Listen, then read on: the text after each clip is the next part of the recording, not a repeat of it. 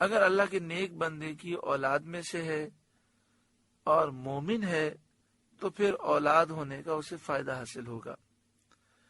جو اپنے آپ کو کہے کہ میں سید ہوں، حضور کی اولاد سے ہوں، میں ہاشمی ہوں، میں حسینی ہوں، میں حسنی ہوں، لیکن اس کا عقیدہ کفریہ ہو، مثلا وہ قرآن مجید فرقان حمید کے 40 پارے مانتا ہو اور کہتا ہو کہ 10 پارے حضرت عثمان غنی کی بکری کھا گئی، نعوذ باللہ من ذالک، جو حضرت صدیق اکبر اور حضرت عمر کو ظالم مانتا ہو اور کہتا ہو کہ میں ان کی خلافت کو نہیں مانتا، اور حضرت علی کو خلیفۃ بلا فصل مانتا ہو، یعنی حضرت صدیق اکبر، حضرت عمر، حضرت عثمان غنی کی خلافت کا انکار کرتا ہو، جو ام المومنین حضرت عائشہ صدیقہ رضی اللہ تعالی عنہا پر تہمت لگاتا ہو، جو یہ کہتا ہو کہ اللہ تعالی نے جبریل کو حکم دیا تھا کہ وہی لے کر حضرت علی کے پاس جاؤ اور غلطی سے جبریل حضور کے پاس چلے گئے، تو ایسا شخص ایمان سے محروم ہے۔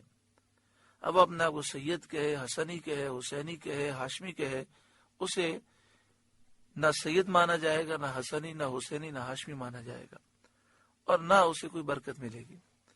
اسی طرح جو اپنے آپ کو سید کہتا ہو لیکن نبی اکرم صلی اللہ علیہ وآلہ وسلم کی گستاخی و بیعت بھی کرتا ہو، حضور میں عیب تلاش کرتا ہو، وہ آقا جنہیں اللہ نے بے عیب پیدا کیا، میلاد شریف اور فاتحہ اور دیگر جو مسلمانوں کے معمولات ہیں، کھڑے ہو کر صلاۃ والسلام پڑھنا، ان باتوں پر مسلمانوں کو کافر مشرک کہتا ہو، تو ایسے شخص کی بھی کوئی تعظیم نہیں کی جائے گی۔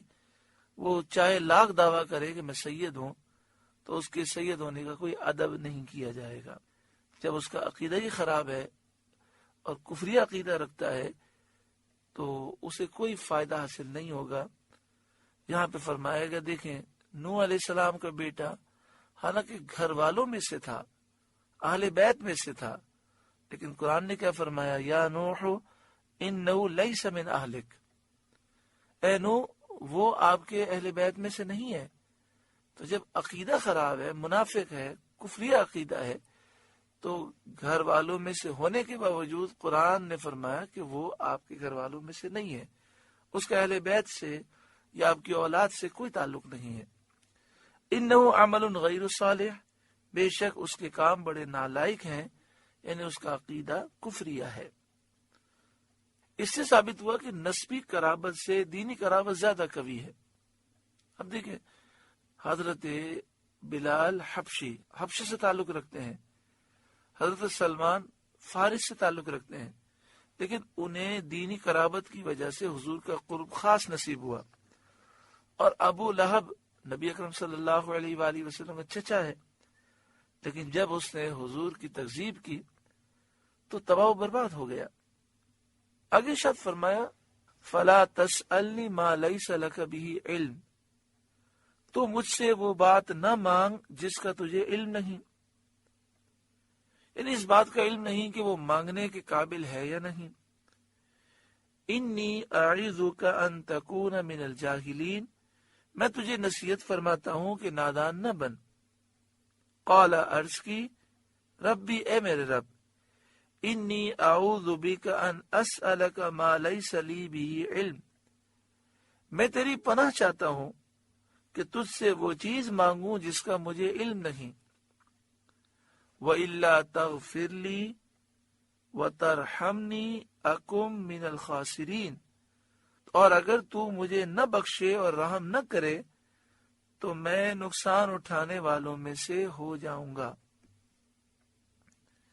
یہ حضرت نوح علیہ السلام کی عاجزی اور آپ کے دل میں جو اللہ کا خوف ہے، یہ آیت اس بات کو ظاہر کرتی ہے۔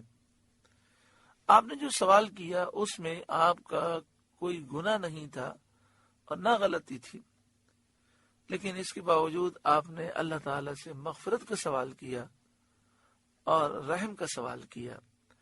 اس میں میرے لیے اور آپ کے لیے نصیحت ہے کہ ہم بار بار اللہ کی بارگاہ میں استغفار کریں اور بار بار یہ دعا کریں، کثرت سے یہ دعا کریں کہ اے اللہ ہم پر دنیا اور آخرت میں رحم فرما۔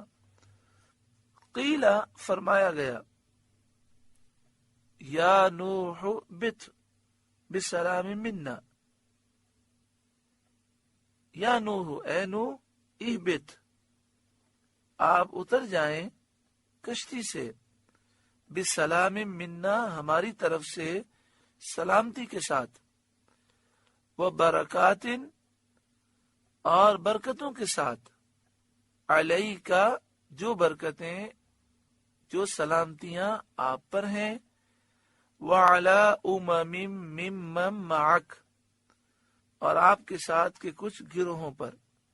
इन बरकतों से ये मुराद है कि आपकी औलाद और आपकी पैरवी करने वालों की कसरत होगी, क्योंकि हजरत नूह अलैहिस्सलाम, जब हजरत नूह अलैहिस्सलाम की कश्ती तूफान के बाद जूदी पहाड़ पर ठहरी और ये सब पे जमीन पर उतरे, तो इनकी तादाद 72 या 78 या जो भी थी, अल्लाह ताला जानता है।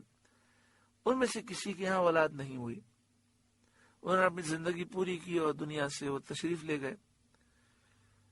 लेकिन हजरत नूह अलैहिस्सलाम के जो 3 बेटे कश्ती में सवार थे, अल्लाह ने इनके यहाँ औलादें अता फरमाई, और फिर पूरी दुनिया के इंसान उन्हीं की औलाद से हैं। तो इस तरह अल्लाह ताला ने हजरत नूह अलैहिस्सलाम को आदम सानी बनाया। यानी जिस तरह पूरी दुनिया के इंसान आदम अलैहिस्सलाम की औलाद हैं, तो इसी तरह तूफान नूह के बाद पैदा होने वाले तमाम इंसान हजरत नूह अलैहिस्सलाम की औलाद से हैं। तो यहाँ बरकत से मुराद ये है कि आपकी औलाद की कसरत होगी और आपकी पैरवी करने वालों की कसरत होगी। बकसरत अंबिया और दीन के आइम्मा इमाम आपकी नस्ल पाक से पैदा हुए। इनकी निस्बत ये फरमाया गया कि ये बरकतें हैं जो हमारी तरफ से आप पर हैं। हजरत मोहम्मद बिन काब कुर्जी ने फरमाया कि यहाँ फरमाया गया कि आपके साथ के कुछ गिरोहों पर भी बरकतें हैं और हमारी सलामती है। तो फरमाया इन गिरोह में क़यामत तक होने वाला हर एक मोमिन दाखिल है, कि नूह अलैहिस्सलाम के सदक़े में क़यामत तक आने वाले हर मोमिन पर बरकतों और सलामती का नुज़ूल है। व उममुन सनुमत्तिउहुम, और कुछ गिरोह हैं जिन्हें हम दुनिया बरतने देंगे। इससे हजरत नूह अलैहिस्सलाम के बाद पैदा होने वाले काफिर गिरोह मुराद हैं, जिन्हें अल्लाह ताला इनकी मियादों तक फराखी ऐश और वसअत रिस्क अता फरमाएगा। यानी होंगे ये काफिर, मगर जो नसीब में इनका वक्त लिखा है उस वक्त तक दुनिया में रहेंगे और रोजी भी पाएंगे और नेमतों से फायदा भी उठाएंगे। सुम्मा यमस्सुहुम मिन्ना अज़ाबुन अलीम, फिर उन्हें हमारी तरफ से दर्दनाक अजाब पहुंचेगा। यानी आखिरत में उन्हें इनके कुफ्र की सजा दी जाएगी। तिलका मिन अंबाइल गैबी नूहीहा इलैक, ये गैब की खबरें हैं कि हम आपकी तरफ वही करते हैं। ये खिताब सैयद आलम सल्लल्लाहु अलैहि वसल्लम से है। इससे मालूम यह हुआ कि अल्लाह ताला ने अपने महबूब को गैब अता फरमाया और वही के जरिए गैब का इल्म आपको दिया गया। मा कुन्त तअलमुहा अंत वला कौमुका मिन क़ब्ल हाज़ा, उन्हें ना आप जानते थे ना आपकी कौम इससे पहले जानती थी। वला कौमुका मिन क़ब्ल हाज़ा फस्बिर, तो सब्र करें। यानी जिस तरह हजरत नूह अलैहिस्सलाम की कौम ने आपको तकलीफें दी, आपने सब्र किया, आप भी काफिरों की तकलीफों पर सब्र करें।